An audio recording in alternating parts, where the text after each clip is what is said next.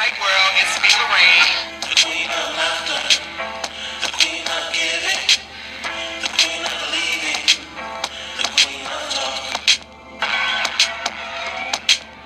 the queen of laughter, the queen of giving, the queen of believing, the queen of talk, the queen of laughter, the queen of giving, the queen of believing, the queen of talk.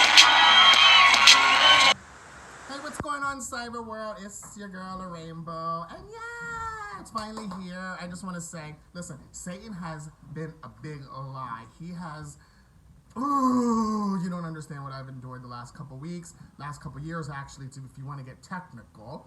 So I'm glad today I'm able to give you a 2-in-1. I'm bringing you the phenomenal topic of homosexuality and religion, or religion and homosexuality, whichever way you want to preference it. It's your choice. And then I'm also going to go into how we discriminate within our own community, LGBT community. And I'm going to tie all that in together, so you're going to see that in a bit. But I'm glad that I started the show off by saying that the devil is a lie. I want to say, listen, the last 2 weeks to get this show uploaded has been the most depressing and the most irritable thing that I've encountered in a long time. Long story short, I'm having drama with the filming, I'm having drama with the uploading of copyrights, I'm just having so much drama. It's almost like, because I took a 2-year break, the devil's saying, no, you're not coming back and you're not going to spread love. But you know what? He's a lie. I am here. I am in color. I am personal. I did away with everything. I said, you know what? If you're going to be drama, I don't need the high-end cameras, the lighting, the stage. All I need is my voice and my little ring light and my phone, and that's all we're doing this season. You're gonna have a bunch of shows, but they're all gonna be vlogs, baby. I'm gonna come to you live and in color and directly to you, because it's all about joining the conversation. I want you guys to be able to interact with me, join how you feel about certain topics, because I'm getting deep this season. If you think these 2 topics is deep, wait until you get 3, 4, 5, and 6, and 7, and 8. It's gonna get very personal, people. So I just wanted to start off by saying, listen, I believe in that there's a God. I believe there's a higher power. I believe in religion. I was born a Catholic. I was, taught certain things growing up as a young boy. And you know what? As I got older, I started to make my own choices. And I'm going to say, it happened when I went into foster care, right around when I was 15. I can remember I went to a Christian family's home. They were white, the DeGardis, love them to death. They were an amazing family. They sent me to a youth group. So I remember being at this youth group and them just singing all of these Christian hymns, songs that I don't know, songs that I've never heard. And I come from a broken family, and I'm just like, what in the world is going on in here? But you know what? I started reading the information that was on the slide that they were providing of the song. And I started doing my little thing, can't sing, worth a lick. Y'all heard twerk, bitch. Can't sing, but I do me. And I kid you not, folks, by like the 3rd song, my body got so cold that it was like I was in the Antarctic. I was shaking. Tears were pouring down my eyes. I had to fall to the ground. I literally could not control my emotions. And I was crying. And, the pastor and the kids, they leaned over me. They grabbed me. They hugged me. They embraced me. And to me, that was the Holy Spirit moving. That was my pivotal moment to believe in that there's a higher power. Because before that, all I've ever experienced was hurt, molestation, beating, all I felt and experienced growing up as a child in the inner cities of Reading. So when I experienced that, it was something that was like unforgettable. So I remembered it like it's yesterday. So that's what was my belief in Jesus and God, and that there is something out there that can calm you in your time of storm. So I had that experience, moved back, fast forwarding to about maybe 15 years later, living in Boston with my sister-in-law, who's my brother's ex-wife, and my niece, Mia, and went to another church. Again, separated myself from God completely. Started living the life of what my family was expecting me to live. The machismo life, the father, this, that, the drugs, the gang, this, that. So then I remember they had a guest speaker. She was an African pastor. She was from Africa. And they were doing their version of singing. And I just sat there and I was listening, and then all of a sudden, she just, out of everyone, there was probably maybe about 150 people in that church, she came directly in front of me. She grabbed my hand and she pulled me to the middle of the aisle, and I just remember her placing her hand on my forehead and her speaking a language that I never heard in my life. It was something that was bizarre to me. It was something that was new. It was something that I've never really experienced. And I just remember the same feeling when I was 15 at that youth home, getting cold, chills, tears, couldn't stop crying, fell to the floor. Then again, it was confirmed. God loves me no matter who I am or how I am. He's there. Jesus died because for him to forgive us for our sins. So if in fact you believe homosexuality is a sin, it could be forgiven. Because that's what he died for. He died for us to be able to live life and experience and make mistakes and just be able to come to him at a time of need and ask for forgiveness. Ask for that one-on-one time with him. And one thing that I've learned in life, I'm 42 years old, folks, and what I've learned is that he may not be there when you call him, but he's always on time. And this is a true testimony to that right now, right here. It is Monday night. I've had so much issues this weekend that I couldn't film. So many personal demons in my life that was prohibiting me from filming. Just Satan, just all around me, just like. But you know what? God woke me up this morning, let me go to work, and said, you know what? You're going to go. You're going to figure this out. I called up a good Judy of mine, Sammy, and said, you know what? I need a quiet place to film. I'm at the club, my home bar, downstairs in the female dressing room, and this is where I'll be because this is what God's saying to me. I'm not going to allow anything else to prohibit me from bringing you my honest opinions on how I feel about certain subjects. There was an amazing turnout of comments over all of my posts in the last couple weeks, and I just want to say that they went unnoticed. They did not go unnoticed, sorry. And I felt a lot of those passages and verses from the Bible, but here's what I'm going to say about all that, people. Listen, you can read, you can listen to whomever you want to listen to, but at the end of the day, that Bible was written so many hundreds of thousands of years ago. I personally love, my relationship with God is my relationship with God. I'm not going to sit and listen to what one person has to say that my relationship with Jesus should be, because it should be what it is that he and I established, right?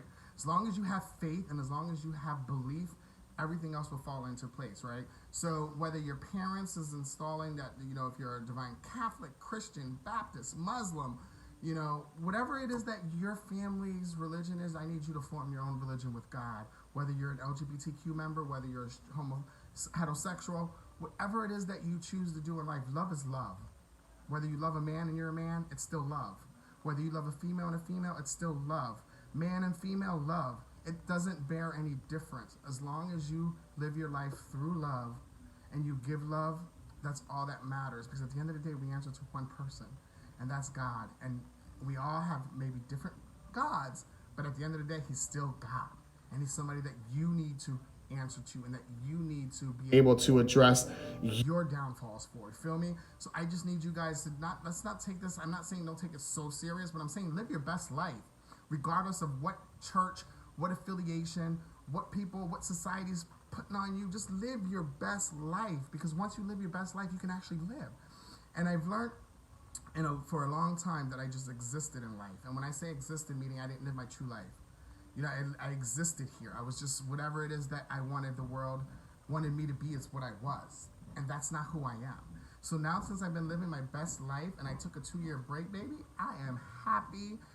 Yes, I still have my struggles. I still have my demons. I still have my personal battles. But we're human. Who doesn't? And who will not have that for the rest of my life? But one thing that I can say is that I wake up every morning with a smile and thanking God for giving me that opportunity to change my next day or change that day. Okay?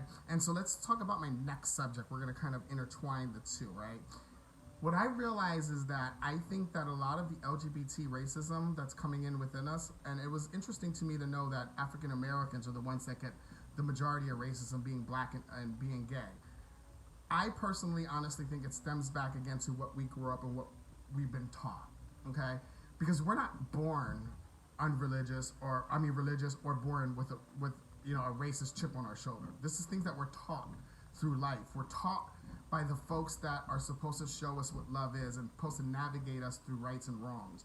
They're the folks that actually teach us these ill behaviors and these things that are despicable and that should not exist. So as an adult, you get to choose whether or not you want to exercise those, whether or not you want to be able to live that as your legacy, right? So when you're being racist to someone within your own class, and when I say class, meaning somebody who's the same as you, who relates to the same things you do, who loves the same type of people that you love, whether it's male, female, trans, whatever the case may be, they are in the same situation, okay? But they may be having a different story and a different experience in life, which is okay, because we all have different lives, experiences, and we all walk different stories. But the important part is to live that story and learn from that story and get the story out, no matter how bad, no matter how good it is. Exercise your voice. That's what we are here. The United States of America allows us the freedom of speech, despite what Trump says. Your leader, not mine. But despite what he says, that is the devil. Trump is the devil right now, running the world and making it okay for people to hate.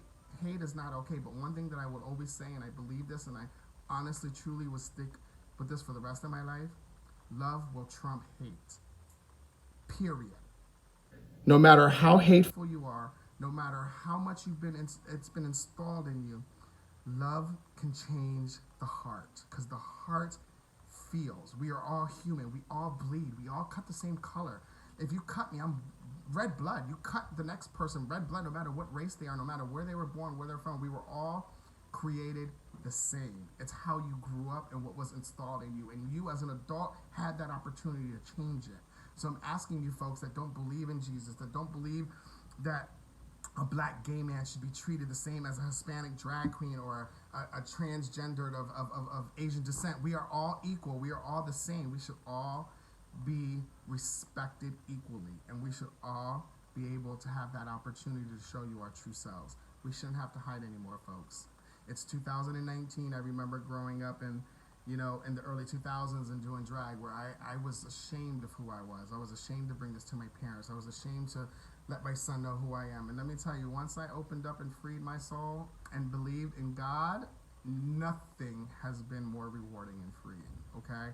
And yes, like I said, I do some crazy things. I have some crazy addictions in my life that we'll talk about throughout my season. But one thing that I do have is a heart, and I've been the same person since I've been born and to the day that I die.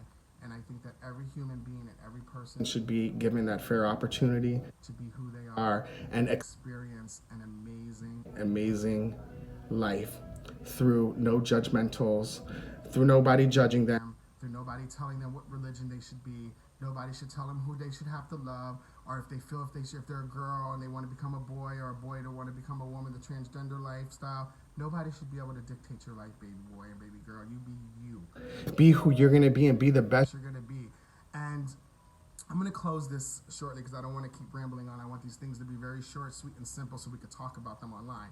But one thing that I want to say is that, listen, if nobody else tells you today or yesterday or tomorrow that they love you, I genuinely love you all. May not know you, may have never met you, but I personally have love in my heart for every single human being that has been born in this world, because we are all the same race, and that's the human race. End of story. I don't see Spanish, white, black, Italian, Chinese. I see human. We are all human. We all deserve to love and be happy. So with that said, I love you all. Thank you for watching. Satan is a lie, and I'll see you next week. Double kisses.